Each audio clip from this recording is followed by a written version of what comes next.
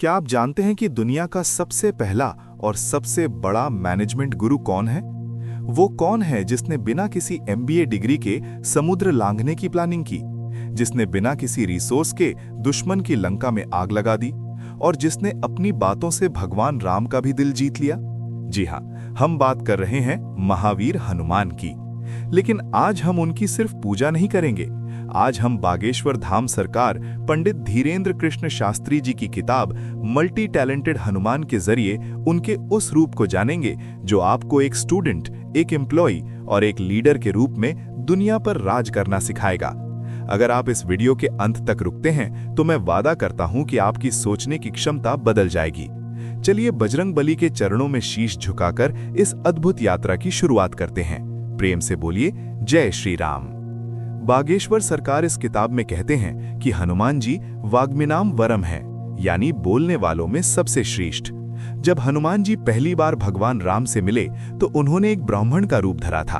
उन्होंने अपनी बातों से भगवान राम को इतना प्रभावित किया कि राम जी ने लक्ष्मण से कहा, लक्ष्मण, जिसने ऋग्वेद, यजुर्वेद और सामवेद का अध्ययन नहीं किया वो ऐसी सुंदर भाषा नहीं बोल सकता। Lesson for viewers. दोस्तों, आपकी सफलता इस बात पर निर्भर नहीं करती कि आप क्या जानते हैं, बल्कि इस पर निर्भर करती है कि आप उसे कैसे कहते हैं।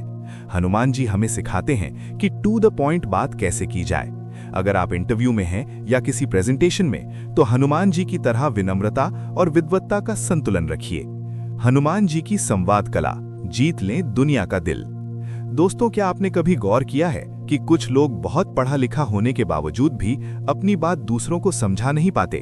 वहीं कुछ लोग जब बोलते हैं तो सामने वाला मंत्रमुग्ध होकर उन्हें सुनता रह जाता है। आखिर बोलने की वो कौन सी कला है जो इंसान को शून्य से शिखर पर पहुंचा सकती है? पूज्य बागेश्वर धाम सरकार पंडित धीरेन्द्र कृष्ण शास्त्री जी अपनी किताब मल्टी टैलेंटेड हनुमान में एक ऐसी हस्ती का जिक्र करते हैं जिन्हें दुनिया का सबसे बड़ा कम्युनिकेटर या वक्ता माना गया है। वो हस्ती हैं बजरंगबली हनुमान। आज के इस वीडियो में हम जानेंगे कि हनुमान जी से हम आर्ट ऑफ कम्युनिकेशन यानी बातचीत की वो कौन सी 5 गुप्त कलाएं सीख सकते हैं जो आपके करियर, बिजनेस और रिश्तों को रातों रात बदल सकती हैं। वीडियो को अंत तक देखिएगा क्योंकि आखिरी पॉइंट आपकी पर्सनालिटी को पूरी तरह बदलने वाला है। पहली मुलाकात का प्रभाव। बागेश्वर सरकार इस किताब में एक अद्भुत प्रसंग सुनाते हैं। जब भगवान राम और लक्ष्मण माता सीता की खोज में ऋष्यमूक पर्वत के पास पहुंचे तो सुग्रीव डर गए। उन्होंने हनुमान जी को भेजा ये पता लगाने के लिए कि ये 2 धनुर्धारी कौन हैं। हनुमान जी ने एक ब्राह्मण का रूप धरा और राम जी के पास गए। यहाँ हनुमान जी की संवाद कला देखिए। उन्होंने न केवल परिचय पूछा बल्कि इतनी विनम्रता और विद्वत्ता से बात की कि साक्षात भगवान राम मंत्रमुग्ध हो गए। राम जी ने लक्ष्मण से कहा, लक्ष्मण, जिसने चारों वेदों का अध्ययन नहीं किया वो इतनी शुद्ध और प्रभावशाली भाषा नहीं बोल सकता। इसके मुख से निकले एक एक शब्द में ना तो कोई गलती है और ना ही कोई अहंकार। Lesson for you. दोस्तों, बागेश्वर सरकार समझाते हैं कि आपका पहला प्रभाव आपकी वेशभूषा से नहीं बल्कि आपके शब्दों के चुनाव से पड़ता है। बातचीत शुरू करते समय हमेशा अपनी आवाज में विनम्रता और अपनी भाषा में स्पष्टता रखें। हनुमान जी सिखाते हैं कि जब आप किसी अजनबी से मिलें तो पहले उसे सम्मान दें, तभी वो आपकी बात सुनने में रुचि लेगा। कम शब्दों में बड़ी बात कहना। आज के दौर में लोगों के पास समय कम है। अगर आप लंबी चौड़ी बातें करेंगे तो लोग आपको सुनना बंद कर देंगे। Hanuman ji to the point बात करने के मास्टर थे। जब हनुमान जी लंका से माता सीता का पता लगाकर वापस लौटे तो राम जी व्याकुल थे। हनुमान जी ने सिर्फ एक वाक्य कहा, दृष्ट सा सीता, मैंने सीता माता को देखा। उन्होंने ये नहीं कहा कि मैं गया, समुद्र लांघा, लंका जलाई, फिर माता मिली। नहीं, उन्होंने सबसे पहले वो बात कही जिसे सुनने के लिए राम जी तड़प रहे थे। Lesson for you. दोस्तों, बागेश्वर सरकार समझाते हैं कि आपका पहला प्रभाव आपकी वेशभूषा से नहीं बल्कि आपके शब्दों के चुनाव से पड़ता है। बातचीत शुरू करते समय हमेशा अपनी आवाज में विनम्रता और अपनी भाषा में स्पष्टता रखें। हनुमान जी सिखाते हैं कि जब आप किसी अजनबी से मिलें तो पहले उसे सम्मान दें, तभी वो आपकी बात सुनने में रुचि लेगा। परिस्थिति के अनुसार खुद को ढालना। हनुमान जी की बातचीत का ढंग हर व्यक्ति के लिए अलग था। रावण की सभा में वे एक निर्भीक दूत बनकर बोले, विभीषण से वे एक भक्त बनकर मिले और माता सीता से वे एक पुत्र बनकर मिले। किताब में बागेश्वर सरकार लिखते हैं कि हनुमान जी जानते थे कि किसके सामने कौन सा कार्ड खेलना है। रावण के सामने वे डरे नहीं, बल्कि उसकी आंखों में आंखें डालकर उसे उसकी गलती का एहसास कराया। वहीं माता सीता के सामने वे इतने कोमल हो गए कि माता को उनमें अपना पुत्र नजर आने लगा। लेसन फॉर यू, इसे आज की भाषा में अडैप्टिव कम्युनिकेशन कहते हैं। अगर आप अपने बॉस से बात कर रहे हैं तो आपका लहजा अलग होना चाहिए। अगर आप अपने छोटे भाई से बात कर रहे हैं तो अलग। हनुमान जी हमें सिखाते हैं कि सामने वाले की मनोदशा को पढ़कर बोलना ही असली बुद्धिमानी है। बॉडी लैंग्वेज, बिना बोले भी बहुत कुछ कहना। संवाद सिर्फ जुबान से नहीं होता, शरीर से भी होता है। जब हनुमान जी लंका में अशोक वाटिका के एक वृक्ष पर छिपे थे तो उन्होंने पहले माता सीता के मानसिक दुख को समझा। वे सीधे जाकर उनके सामने खड़े नहीं हुए, क्योंकि वे जानते थे कि एक वानर को अचानक देखकर माता डर सकती हैं। उन्होंने पहले मधुर स्वर में राम कथा सुनाना शुरू किया। जब माता का भरोसा जीत लिया तब वे नीचे आए। लेसन फॉर यू, बागेश्वर सरकार इस प्रसंग के जरिए बताते हैं कि आपका कंफर्ट जोन क्रिएट करना कितना जरूरी है। बातचीत शुरू करने से पहले एक ऐसा माहौल बनाएं कि सामने वाला सुरक्षित और सहज महसूस करे। आपकी बॉडी लैंग्वेज आक्रामक नहीं, बल्कि मिलनसार होनी चाहिए। सत्य और मधुरता का संतुलन। दुनिया में अक्सर लोग या तो कड़वा सच बोलते हैं या मीठा झूठ, लेकिन हनुमान जी मधुर सच बोलना जानते थे। जब उन्होंने रावण को समझाया तो उन्होंने सत्य कहा कि राम ही परमेश्वर हैं, लेकिन उसे एक सलाह यानी एडवाइस के रूप में पेश किया। बागेश्वर सरकार किताब में कहते हैं कि हनुमान जी जैसा डिप्लोमैट, राजनयिक कोई नहीं हुआ। उन्होंने लंका जलाकर अपनी शक्ति भी दिखा दी और अपनी बातों से रावण को ये चेतावनी भी दे दी कि अभी भी समय है, सुधर जाओ। लेसन फॉर यू, अगर आपको किसी की गलती निकालनी है तो उसे सबके सामने अपमानित न करें। हनुमान जी की तरह उसे अकेले में समझाएं और इस तरह कहें कि उसे बुरा भी न लगे और उसे अपनी गलती का एहसास भी हो जाए। इसे फीडबैक सैंडविच तकनीक कहते हैं। दोस्तों, बागेश्वर सरकार की ये पुस्तक मल्टी टैलेंटेड हनुमान हमें सिखाती है कि हनुमान जी की शक्तियां सिर्फ पहाड़ उठाने या समुद्र लांघने तक सीमित नहीं थीं। उनकी असली शक्ति उनका दिमाग और उनकी वाणी थी। जिस इंसान ने अपनी जबान पर काबू पा लिया और ये सीख लिया कि शब्दों का इस्तेमाल कब और कैसे करना है, वो दुनिया की हर जंग जीत सकता है। हनुमान जी का पूरा जीवन एक मैनेजमेंट स्कूल है। वे हमें सिखाते हैं कि ज्ञान होने से ज्यादा जरूरी है उस ज्ञान को सही तरीके से प्रेजेंट करना। तो आज से जब भी आप किसी से बात करें तो खुद से पूछें, क्या मेरी बातों में हनुमान जी जैसी विनम्रता है? क्या मेरी बातों में सत्य है? क्या मैं सामने वाले का समय बचा रहा हूं? अगर आपने इन बातों को अपने जीवन में उतार लिया तो आपको सफल होने से कोई नहीं रोक सकता। दोस्तों, ये तो मल्टी टैलेंटेड हनुमान किताब का सिर्फ एक छोटा सा हिस्सा था। अगर आप चाहते हैं कि मैं इसके अगले भागों जैसे लीडरशिप, क्राइसिस मैनेजमेंट और सेल्फ कॉन्फिडेंस पर भी ऐसी ही विस्तृत वीडियो बनाऊं, तो कमेंट्स में जय श्री राम या नेक्स्ट पार्ट जरूर लिखें। इस वीडियो को अपने उन दोस्तों के साथ शेयर करें जो इंट्रोवर्ट हैं या जिन्हें अपनी बात कहने में हिचकिचाहट होती है। चैनल को सब्सक्राइब करना न भूलें ताकि आप बागेश्वर सरकार के इन अनमोल विचारों से हमेशा जुड़े रहें। मिलते हैं अगले वीडियो में एक नए रहस्य और एक नई ऊर्जा के साथ। तब तक के लिए जय बजरंगबली, जय श्री राम। जब हनुमान जी लंका जा रहे थे, रास्ते में सुरसा नाम की राक्षसी मिली। उसने अपना मुख बढ़ाना शुरू किया। हनुमान जी ने अपना शरीर और बढ़ा लिया, लेकिन जब सुरसा ने अपना मुंह 100 योजन का कर लिया तो हनुमान जी ने अपनी बुद्धि लगाई। वे पलक झपकते ही बिल्कुल छोटे हो गए, उसके मुंह में जाकर बाहर आ गए। The insight. बागेश्वर सरकार लिखते हैं कि लाइफ में जब समस्याएं सुरसा की तरह बड़ी हो जाएं, तो हर बार लड़ना जरूरी नहीं होता। कभी कभी खुद को छोटा बनाकर समस्या से बाहर निकलना ही असली बुद्धिमानी है। क्या आप ईगो में फंसे हैं या समाधान पर ध्यान दे रहे हैं? Video script. संकट के समय हनुमान जी जैसा दिमाग कैसे चलाएं? कल्पना कीजिए आप एक ऐसे मिशन पर हैं जहां पूरी दुनिया की उम्मीदें आप पर टिकी हैं। आपके सामने अथाह समुद्र है, रास्ते में जानलेवा राक्षस हैं और समय बहुत कम है। ऐसी स्थिति में अक्सर अच्छे अच्छे दिग्गजों के हाथ पांव फूल जाते हैं, लेकिन एक व्यक्तित्व ऐसा है जिसके सामने समस्या जितनी बड़ी होती है, उनका सल्यूशन उतना ही शानदार होता है। जी हाँ, हम बात कर रहे हैं संकट मोचन हनुमान जी की।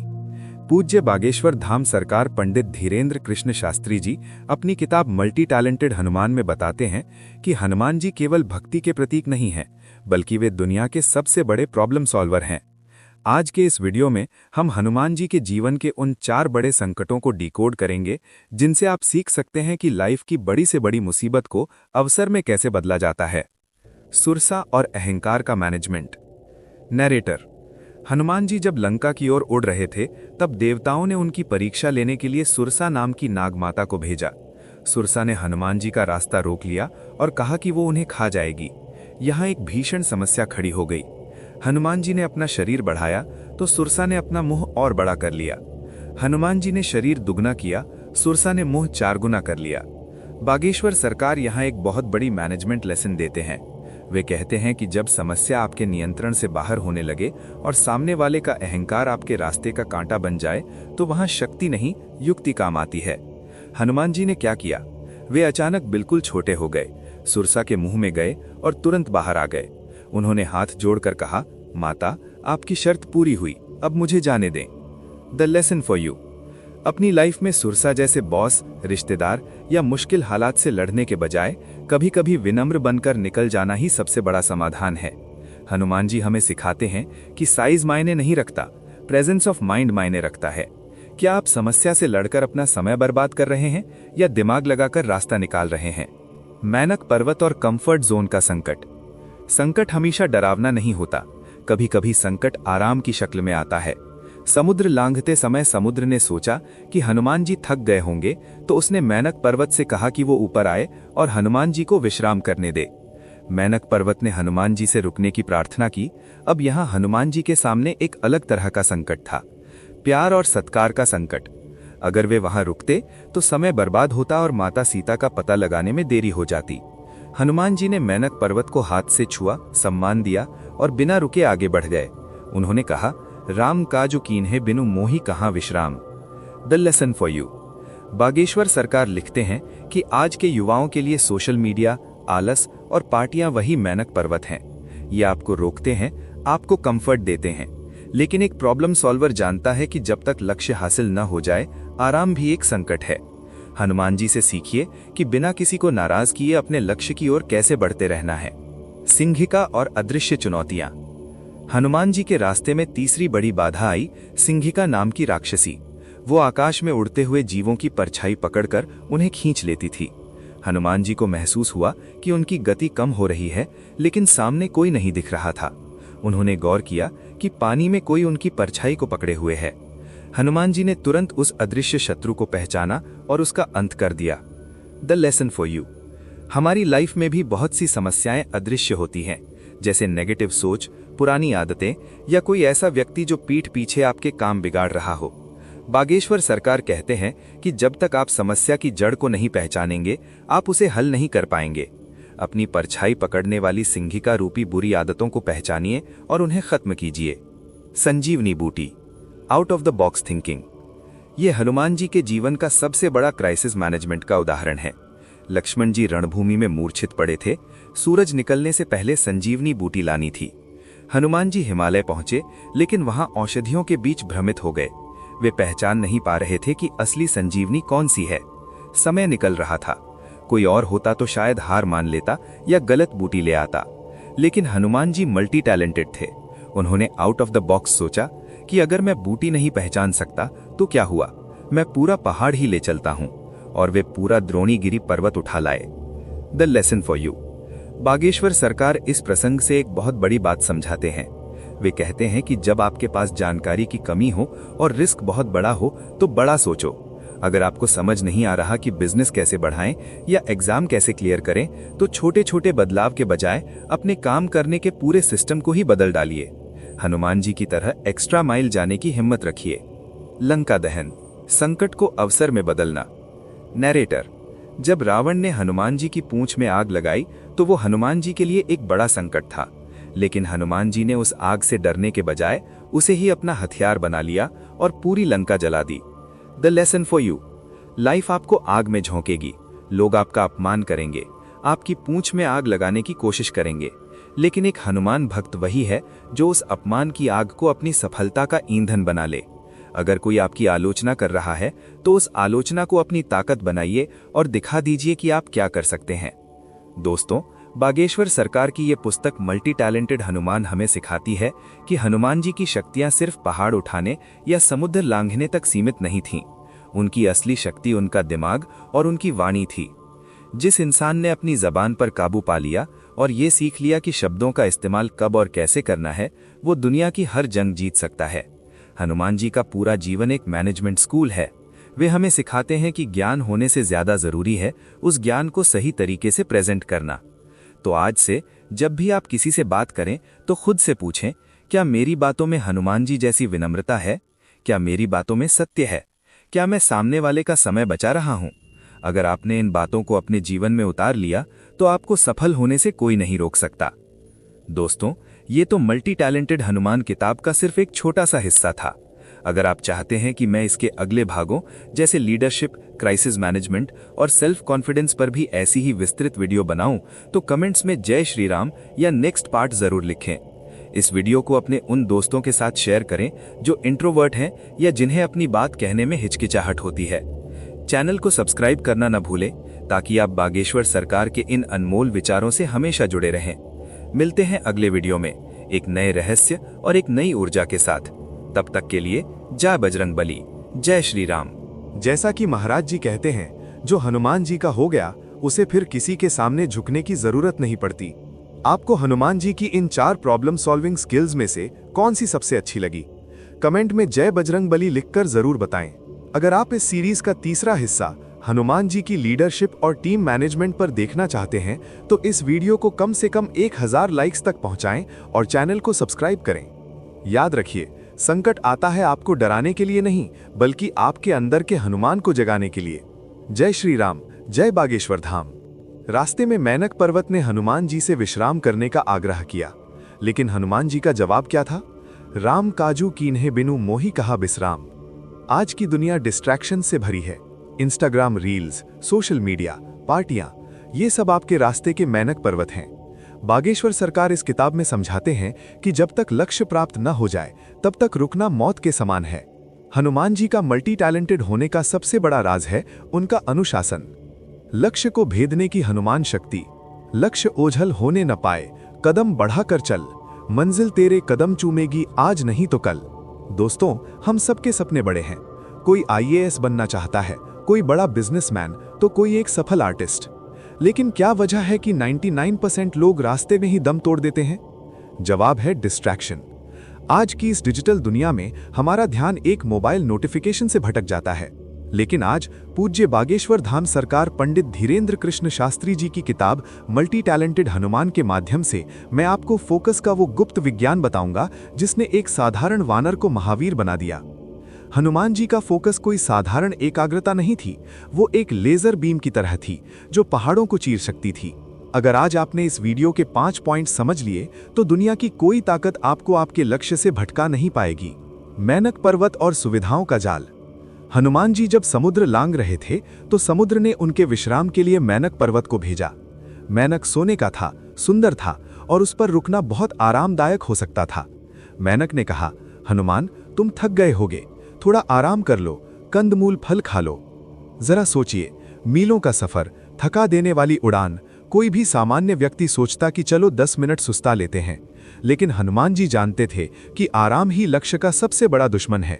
बागेश्वर सरकार इस किताब में एक जबरदस्त बात लिखते हैं। जैसे ही आप अपने लक्ष्य की ओर बढ़ेंगे, रास्ते में सोने के पहाड़ आएंगे। ये पहाड़ सुख सुविधाओं, आलस और शॉर्टकट के रूप में होंगे। हनुमान जी ने मैनक को केवल हाथ से छुआ और आगे बढ़ गए। उन्होंने एक कालजयी मंत्र दिया, राम काजू कीन्हे बिनु मोहि कहा बिसराम। Lesson for you. आपका मैनक पर्वत क्या है? रात को पढ़ाई करते समय आने वाली नींद, या वो वेब सीरीज जो आपको अपनी ओर खींच रही है? हनुमान जी सिखाते हैं कि जब तक लक्ष्य हासिल न हो जाए, आराम को हराम मानिए। फोकस का मतलब सिर्फ ये नहीं कि आप क्या कर रहे हैं, बल्कि ये है कि आप किन सुख सुविधाओं को ना कह रहे हैं। विजुअलाइजेशन, लक्ष्य को आंखों में बसाना। जब हनुमान जी लंका पहुंचे तो वहां हजारों स्त्रियां थी, महल थे, सोना था, लेकिन हनुमान जी की आंखें सिर्फ एक ही चीज ढूंढ रही थी, माता सीता।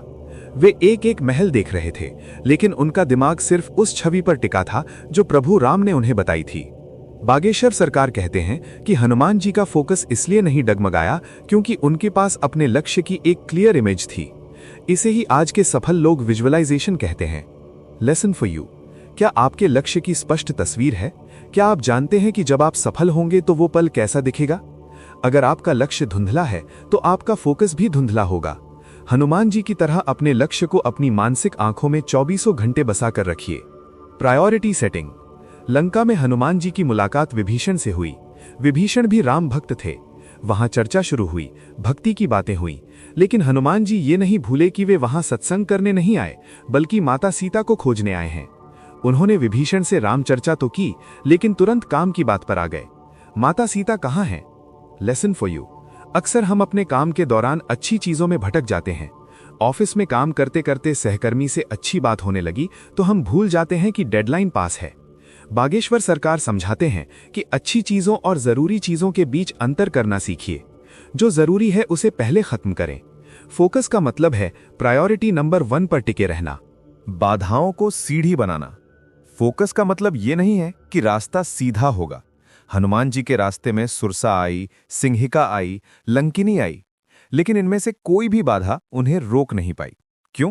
क्योंकि उन्होंने हर बाधा को एक चेक पोस्ट की तरह लिया। उन्होंने बाधाओं को अपनी गति कम करने नहीं दी, बल्कि अपनी बुद्धि बढ़ाकर उन्हें पार किया। बागेश्वर सरकार इस पुस्तक में एक बहुत ही गहरी बात कहते हैं। जब फोकस पक्का होता है तो बाधाएं समस्या नहीं दिखती, वे केवल एक प्रोसेस का हिस्सा लगती हैं। Lesson for you. अगर आप पढ़ाई कर रहे हैं और इंटरनेट चला गया, या आप बिजनेस कर रहे हैं और फंड्स की कमी हो गई, तो ये बाधा नहीं है, ये आपकी परीक्षा है। हनुमान जी की तरह अपना फोकस लक्ष्य पर रखिए, बाधाओं पर नहीं। जब आप लक्ष्य को देखते हैं तो बाधाएं छोटी हो जाती हैं, लेकिन जब आप बाधाओं को देखते हैं तो लक्ष्य दिखना बंद हो जाता है। समर्पण ही फोकस की जननी है। हनुमान जी का फोकस इतना अटूट क्यों था? क्योंकि उनके पास अहंकार नहीं था। उन्होंने खुद को प्रभु राम के चरणों में समर्पित कर दिया था। जब आप किसी काम को अपना स्वार्थ मानकर करते हैं तो डर लगता है, ध्यान भटकता है, लेकिन जब आप उसे ईश्वर का कार्य या अपना धर्म मानकर करते हैं तो एक दैवीय शक्ति आपके फोकस को बढ़ा देती है। बागेश्वर सरकार के शब्दों में, जिसका मन राम में रम गया, उसका ध्यान फिर दुनिया की कोई माया नहीं भटका सकती। Lesson for you. अपने काम को सिर्फ पैसा कमाने का जरिया मत मानिए, उसे एक सेवा मानिए, एक मिशन मानिए। जब आपका काम आपके लिए पवित्र हो जाता है तो फोकस अपने आप आ जाता है। दोस्तों, मल्टी टैलेंटेड हनुमान किताब का ये अध्याय हमें ये सिखाता है कि फोकस कोई जादू नहीं है, ये एक चॉइस है, ये चुनाव है, आराम और लक्ष्य के बीच, भटकाव और संकल्प के बीच। हनुमान जी आज भी उन लोगों के साथ हैं जो अपने लक्ष्य के प्रति ईमानदार हैं। अगर आप भी अर्जुन की तरह मछली की आंख और हनुमान जी की तरह माता सीता की खोज में एकनिष्ठ यानी सिंगल माइंडेड होना चाहते हैं, तो आज ही अपने जीवन के मैनाक पर्वतों को पहचानिए और उन्हें छूकर आगे बढ़ जाइए। याद रखिए, बिना एकाग्रता के आप केवल भीड़ का हिस्सा रहेंगे और एकाग्रता के साथ आप खुद एक इतिहास बनेंगे। आपके जीवन का वो कौन सा मैनाक पर्वत डिस्ट्रैक्शन है जो आपको आगे बढ़ने से रोक रहा है? कमेंट में ईमानदारी से लिखें, मैं आज से इसे छोड़ रहा हूं। अगर आपको बागेश्वर सरकार के इन सूत्रों ने नई ऊर्जा दी है तो इस वीडियो को अपने उस दोस्त को भेजें जो बहुत जल्दी हार मान लेता है। सब्सक्राइब करें हमारे चैनल को, क्योंकि अगला चैप्टर हनुमान जी का लीडरशिप और टीम मैनेजमेंट आपके होश उड़ा देगा। बोलो बजरंग बली की जय। जय श्री राम। जरा सोचिए, हनुमान जी के पास न कोई सेना थी न कोई हथियार। वे अकेले लंका गए। वहां उन्होंने न केवल सीता माता का पता लगाया, बल्कि दुश्मन की साइकोलॉजी को भी समझा। उन्होंने लंका की शक्ति को परखा और उसे जलाकर राख कर दिया। बागेश्वर सरकार कहते हैं कि अगर आपके पास पैसे नहीं हैं, सपोर्ट नहीं है, तो रोना बंद कीजिए। हनुमान जी से सीखिए कि अपनी बुद्धि और साहस को ही अपना सबसे बड़ा हथियार कैसे बनाएं। मेरे पास पैसे नहीं हैं, मेरा कोई गॉडफादर नहीं है, मेरे पास अच्छी डिग्री नहीं है, मेरे पास सुविधाएं नहीं हैं। क्या आप भी अपनी असफलताओं के पीछे संसाधनों की कमी का बहाना बनाते हैं? अगर हाँ, तो आज का ये वीडियो आपके लिए एक आई ओपनर होने वाला है। आज हम बात करेंगे उस महान शख्सियत की जिसने बिना किसी सेना के, बिना किसी हथियार के और बिना किसी बजट के दुनिया की सबसे अमीर और शक्तिशाली नगरी लंका को घुटनों पर ला दिया। पूज्य बागेश्वर धाम सरकार पंडित धीरेन्द्र कृष्ण शास्त्री जी अपनी किताब मल्टी टैलेंटेड हनुमान में हनुमान जी के उस गुण की चर्चा करते हैं जिसे आज का कॉर्पोरेट जगत जीरो रिसोर्स मैनेजमेंट कहता है, यानी शून्य से शिखर तक का सफर। अगर आपके पास भी कुछ नहीं है तो ये वीडियो आपको सिखाएगा कि उस कुछ नहीं से सब कुछ कैसे हासिल किया जाता है।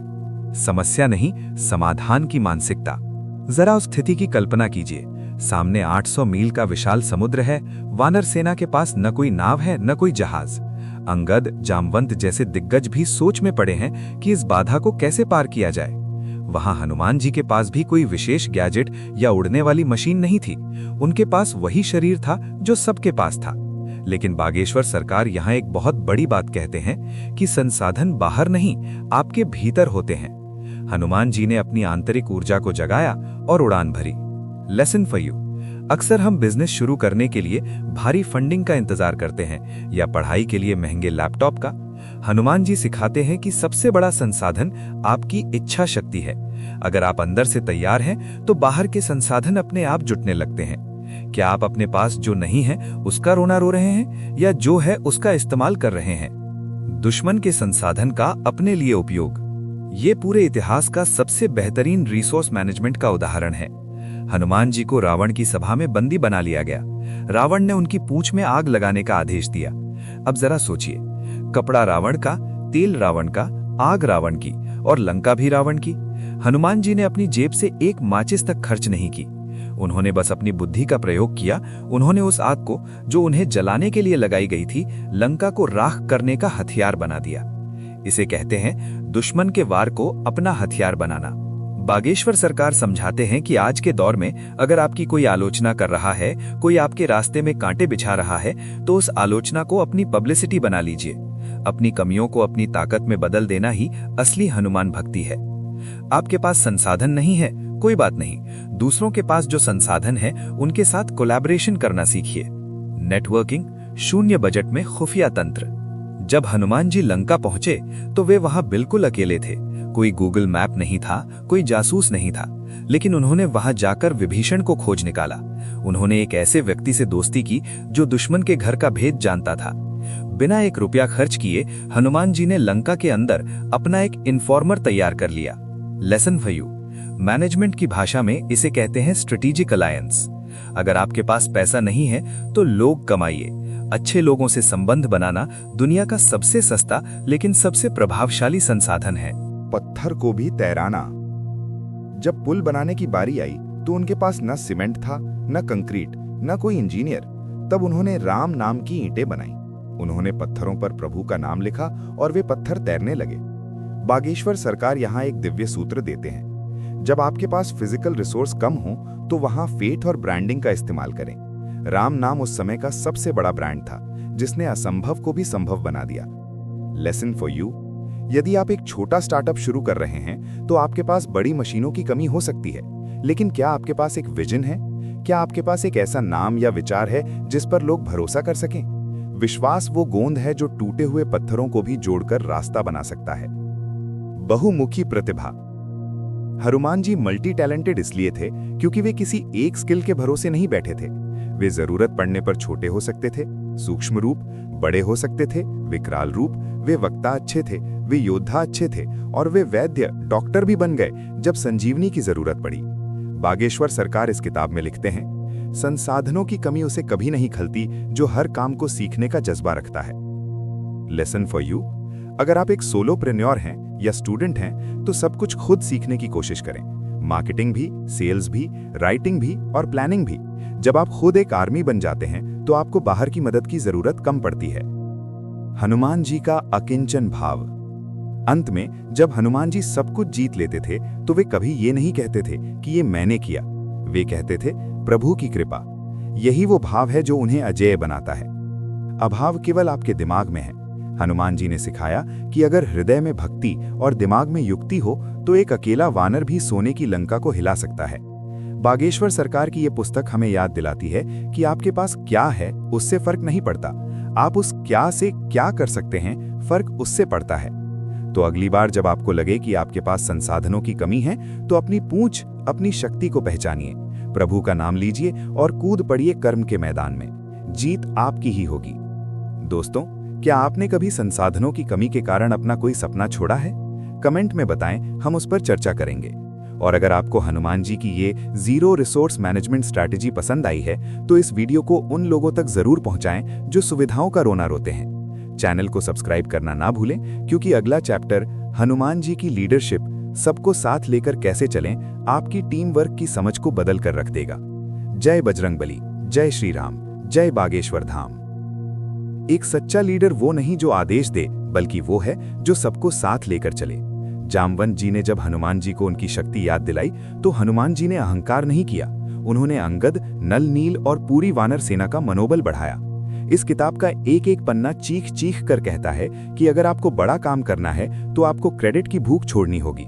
हनुमान जी ने सारा श्रेय हमेशा भगवान राम को दिया। यही एक असली लीडर की पहचान है। हनुमान जी से सीखें लीडरशिप के 5 गुप्त सूत्र। एक सच्चा लीडर कौन होता है? वो जो हुक्म चलाता है या वो जो सबसे आगे खड़ा होकर सबको साथ लेकर चलता है? आज की दुनिया में लीडरशिप का मतलब सिर्फ एक ऊंचा पद या मोटी सैलरी बन गया है। लेकिन क्या आप जानते हैं कि दुनिया का सबसे महान टीम मैनेजर कौन है? पूज्य बागेश्वर धाम सरकार पंडित धीरेन्द्र कृष्ण शास्त्री जी अपनी किताब मल्टी टैलेंटेड हनुमान में हनुमान जी के उस रूप को उजागर करते हैं जिसे मैनेजमेंट की बड़ी बड़ी डिग्रियां भी नहीं सिखा सकती। हनुमान जी ने वानरों की एक ऐसी टोली को विजयी सेना में बदल दिया जिनके पास न कोई ट्रेनिंग थी, न कोई आधुनिक हथियार। आज हम जानेंगे हनुमान जी के वो 5 लीडरशिप गुण जो आपको एक साधारण इंसान से एक महान लीडर बना देंगे। पहल करना। लीडर हमेशा रास्ता बनाता है। जब समुद्र लांघने की बारी आई तो सारी वानर सेना हताश बैठी थी। हर कोई अपनी क्षमता पर शक कर रहा था। वहां हनुमान जी भी चुपचाप बैठे थे। लेकिन जैसे ही उन्हें उनकी शक्तियों का एहसास कराया गया, उन्होंने 1 सेकंड की भी देरी नहीं की। वे पहाड़ पर चढ़े और दहाड़ मारकर छलांग लगा दी। बागेश्वर सरकार इस किताब में लिखते हैं, लीडर वो नहीं है जो दूसरों को धक्का दे, लीडर वो है जो खुद पहला कदम बढ़ाए। हनुमान जी ने ये नहीं कहा कि तुम जाओ मैं पीछे से आता हूं। उन्होंने रास्ता खुद बनाया ताकि बाकी सेना उस पर चल सके। Lesson for you. अगर आप अपनी टीम, अपने परिवार या अपने ग्रुप में लीडर बनना चाहते हैं तो पहल करना सीखिए। जब मुश्किल वक्त आता है तो टीम लीडर के चेहरे की ओर देखती है। अगर लीडर निडर होकर पहला कदम उठाता है तो टीम का हौसला अपने आप बढ़ जाता है। क्या आप पहल करने से डरते हैं? ईगो को जोड़ना, तोड़ना नहीं। हनुमान जी के सामने एक बहुत बड़ी चुनौती थी, सुग्रीव और भगवान राम के बीच तालमेल बिठाना। सुग्रीव डरे हुए थे और राम जी अजनबी थे। हनुमान जी ने अपनी बुद्धिमानी से दोनों के बीच एक पुल का काम किया। उन्होंने सुग्रीव का डर दूर किया और राम जी को उनकी शक्ति का विश्वास दिलाया। एक अच्छा लीडर वो होता है जो 2 अलग अलग स्वभाव के लोगों को एक साझा लक्ष्य के लिए जोड़ दे। बागेश्वर सरकार कहते हैं कि हनुमान जी डिप्लोमेसी के मास्टर थे। उन्होंने अंगद, नील और हनुमान जैसे दिग्गजों के बीच कभी ईगो क्लैश नहीं होने दिया। Lesson for you. एक टीम में अलग अलग विचार वाले लोग होते हैं। एक लीडर का काम ये नहीं है कि वो किसी एक का पक्ष ले, बल्कि ये है कि वो सबको एक विजन से जोड़े। अगर आपकी टीम में झगड़े हो रहे हैं तो हनुमान जी की तरह मध्यस्थ बनिए और रिश्तों को जोड़ना सीखिए। दूसरों की शक्तियों को पहचानना। हनुमान जी चाहते तो पूरी रावण सेना को अकेले खत्म कर सकते थे, लेकिन उन्होंने ऐसा नहीं किया। वे जानते थे कि अगर वानर सेना को आत्मविश्वास देना है तो उन्हें लड़ने का मौका देना होगा। उन्होंने अंगद को रावण की सभा में भेजा ताकि अंगद का आत्मविश्वास बढ़े। उन्होंने वानरों को पत्थरों पर राम नाम लिखना सिखाया ताकि उन्हें अपनी भक्ति की शक्ति का एहसास हो। Lesson for you. Micro management करना छोड़िए। एक असली लीडर वो है जो अपनी टीम के सदस्यों को स्टार बनाता है। अगर आप सारा काम खुद करेंगे तो आपकी टीम कभी नहीं सीख पाएगी। बागेश्वर सरकार के अनुसार हनुमान जी ने कभी क्रेडिट नहीं छीना। उन्होंने हमेशा अपनी टीम और अपने प्रभु को आगे रखा। अपनी टीम के सदस्यों की छिपी हुई प्रतिभा को पहचानें और उन्हें जिम्मेदारी दें। संकट में ढांढस बंधाना। जब लक्ष्मण जी को शक्ति लगी तो पूरी सेना में शोक छा गया। भगवान राम भी विलाप करने लगे। उस वक्त पूरी सेना का मनोबल गिर चुका था। ऐसे संकट के समय हनुमान जी ने एक संकट मोचन और इमोशनल लीडर की भूमिका निभाई। उन्होंने न केवल विलाप को रोका बल्कि तुरंत समाधान खोजने निकल पड़े। Lesson for you. एक लीडर सिर्फ अच्छे समय का साथी नहीं होता। जब कंपनी घाटे में हो या प्रोजेक्ट फेल हो रहा हो, तब लीडर का असली इम्तिहान होता है। क्या आप संकट में घबरा जाते हैं या हनुमान जी की तरह शांत रहकर समाधान ढूंढते हैं? बागेश्वर सरकार कहते हैं, लीडर की असली ताकत उसकी स्थिरता में है। श्रेय का त्याग। रावण मारा गया, लंका जीत ली गई, विभीषण राजा बन गए। जब बारी आई पुरस्कार की तो हनुमान जी ने क्या मांगा? उन्होंने सिर्फ प्रभु के चरणों में जगह मांगी। जब राम जी ने उनसे पूछा कि हनुमान, तुमने इतना बड़ा कार्य कैसे किया, तो हनुमान जी ने बड़ी सरलता से कहा, प्रभु, ये सब आपकी कृपा और इन वानर वीरों के पुरुषार्थ का परिणाम है। इस किताब में महाराज जी लिखते हैं, अहंकार लीडरशिप का अंत है और विनम्रता उसकी नींव। हनुमान जी ने कभी नहीं कहा कि मैंने लंका जलाई, उन्होंने कहा कि प्रभु की मुद्रिका ने लंका जलाई। अगर आपकी टीम सफल होती है तो उसका श्रेय टीम को दीजिए, अगर टीम असफल होती है तो उसकी जिम्मेदारी खुद लीजिए। यही दुनिया के सबसे महान लीडरशिप का नियम है। जब आप अपनी टीम को सम्मान देते हैं तो टीम आपके लिए अपनी जान देने को तैयार हो जाती है। हनुमान जैसा लीडर बने। दोस्तों, मल्टी टैलेंटेड हनुमान पुस्तक का ये अध्याय हमें सिखाता है कि लीडरशिप कोई पोजीशन नहीं बल्कि एक एक्शन है। हनुमान जी ने सिखाया कि एक लीडर को शेर की तरह साहसी और मां की तरह करुणामयी होना चाहिए। आज कॉर्पोरेट जगत में जिसे टीम सिनर्जी और इमोशनल कोशेंट कहा जाता है, उसे हनुमान जी ने त्रेता युग में ही सिद्ध कर दिया था। यदि आप हनुमान जी के इन 5 सूत्रों को अपने जीवन में उतार लेते हैं, पहल करना, टीम को जोड़ना, दूसरों को सशक्त बनाना, संकट में स्थिर रहना और विनम्र बने रहना, तो आपको सफल होने से कोई नहीं रोक सकता। महाराज जी लिखते हैं, जो दूसरों की उन्नति में खुश होता है, हनुमान जी उसे खुद उन्नति के शिखर पर बैठा देते हैं। आपकी टीम में वो कौन सा हनुमान है जो हमेशा बिना किसी शोर के काम करता है? उसे इस वीडियो में टैग करें या उसे ये वीडियो भेजकर उसका आभार व्यक्त करें। अगर आपको बागेश्वर सरकार के ये विचार पसंद आए हैं तो कमेंट में जय श्री राम लिखें। और अगर आप चाहते हैं कि मैं इस सीरीज का छठा और सबसे महत्वपूर्ण भाग हनुमान जी की डिसीजन मेकिंग पावर पर बनाऊं, तो चैनल को अभी सब्सक्राइब करें। याद रखें, लीडर पैदा नहीं होते, वे हनुमान जी के चरित्र को पढ़कर और उसे जीकर बनते हैं। जय बजरंगबली, जय बागेश्वर धाम। दोस्तों, यहाँ रुककर खुद से एक सवाल पूछिए, क्या आप अपनी शक्तियों को भूल चुके हैं? क्या आप भी उस हनुमान की तरह हैं जिसे जामवंत की जरूरत है? कमेंट्स में जय श्री राम लिखिए अगर आप अपनी सोई हुई शक्तियों को जगाने के लिए तैयार हैं। रुकिए, आगे बढ़ने से पहले मैं आपसे एक बहुत ही निजी सवाल पूछना चाहता हूं। क्या आपको कभी ऐसा महसूस होता है कि आपके अंदर बहुत कुछ करने की काबिलियत है, लेकिन आप कहीं अटक गए हैं? क्या आपको लगता है कि आप भी उस हनुमान की तरह हैं जो अपनी शक्तियों को भूल चुका है? आज हम बागेश्वर सरकार की किताब मल्टी टैलेंटेड हनुमान के पन्ने पलट रहे हैं। लेकिन क्या आपने कभी सोचा है कि पूज्य महाराज श्री हनुमान जी पर ही इतना जोर क्यों देते हैं? क्योंकि हनुमान जी कोई इतिहास नहीं है। हनुमान जी एक एहसास है जो आपके भीतर सोया पड़ा है। जामवंत क्षण। किताब में एक बहुत ही मार्मिक प्रसंग आता है। जब हनुमान जी समुद्र तट पर चुपचाप बैठे थे, तब जामवंत जी ने उनसे कहा था, कहई रीछ पति सुनु हनुमाना, का चुप साधि रहे उबलवाना। यानी, हे हनुमान, आप चुप क्यों बैठे हैं? आप तो पवन पुत्र हैं, आप तो बुद्धिमानों में श्रेष्ठ हैं। आज इस वीडियो के माध्यम से मैं आपके लिए वही जामवंत बनकर आया हूं। बागेश्वर सरकार लिखते हैं कि हर इंसान के जीवन में एक ऐसा दौर आता है जब उसे अपनी शक्तियों पर शक होने लगता है। उसे लगता है कि मुझसे नहीं होगा, मेरी किस्मत खराब है, मेरे पास पैसा नहीं है। लेकिन दोस्त, जरा अपनी आंखें बंद करके सोचिए, अगर हनुमान जी भी यही सोचते कि मैं तो एक वानर हूं, मैं इतना बड़ा समुद्र कैसे पार करूंगा, तो क्या आज हम उनकी पूजा कर रहे होते? नहीं, उन्होंने अपनी शक्तियों को याद किया। भावनात्मक जुड़ाव। आपकी लाइफ की लंका चाहे कितनी भी बड़ी क्यों ना हो, आपके सामने चुनौतियों का रावण चाहे कितना भी शक्तिशाली क्यों ना खड़ा हो, याद रखिएगा, आपके भीतर भी एक हनुमान बैठा है। वो हनुमान जो विपरीत परिस्थितियों में भी मुस्कुराना जानता है, वो हनुमान जो पहाड़ उठाना जानता है, और वो हनुमान जो नामुमकिन को मुमकिन करना जानता है। महाराज श्री बागेश्वर सरकार अक्सर अपने दरबार में कहते हैं, तुम बस अपनी अर्जी लगा दो, बाकी वो बजरंगबली देख लेगा। लेकिन उस अर्जी का मतलब सिर्फ नारियल बांधना नहीं है। उस अर्जी का मतलब है अपने काम के प्रति वो समर्पण जगाना जो हनुमान जी के पास था। एंगेजमेंट की ज्वाला। मैं चाहता हूं कि अभी इसी वक्त आप इस वीडियो को पॉज करें, अपने सीने पर हाथ रखें और महसूस करें कि आपके अंदर वो दिव्य ऊर्जा है। अगर आप आज से हार मानना छोड़ने वाले हैं, अगर आप आज से अपने लक्ष्य की ओर हनुमान जी की तरह छलांग लगाने वाले हैं, तो कमेंट बॉक्स में अभी लिखिए, मैं अपना रास्ता खुद बनाऊंगा, या सिर्फ जय श्री राम लिखिए। आपके एक कमेंट से हमें पता चलेगा कि इस वीडियो को देखने वाला हर व्यक्ति सिर्फ एक दर्शक नहीं बल्कि एक आने वाला विजेता है।